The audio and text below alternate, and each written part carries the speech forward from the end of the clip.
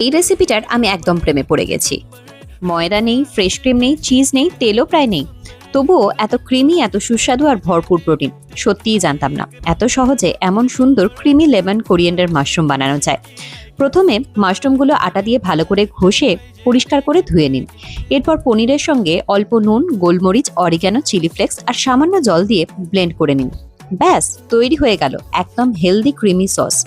এবার কড়াইতে 1 চামচ বাটার গরম করে তেজপাতা, রসুন আর পেঁয়াজ দিয়ে অল্প নুন আর 1 চিমটি চিনি দিয়ে পেঁয়াজটা সুন্দর করে ক্যারামেলাইজ করে নিন। তারপর মাশরুম দিয়ে জল শুকিয়ে যাওয়া পর্যন্ত ভেজে নিন। এবার পনিরের ক্রিম আর সামান্য জল দিয়ে 2-3 মিনিট রান্না করুন। সবশেষে লেমন জেস্ট, একটু পাতিলেবুর রস আর কুচানো ধনেপাতা ছড়িয়ে দিলেই তৈরি creamy lemon coriander mushroom. Guarantee দিয়ে বলছি, একবার বানালে বারবার বানাতে ইচ্ছে করবে। অবশ্যই ট্রাই করে দেখবেন আর কেমন লাগলো কমেন্টে জানাতে ভুলবেন না।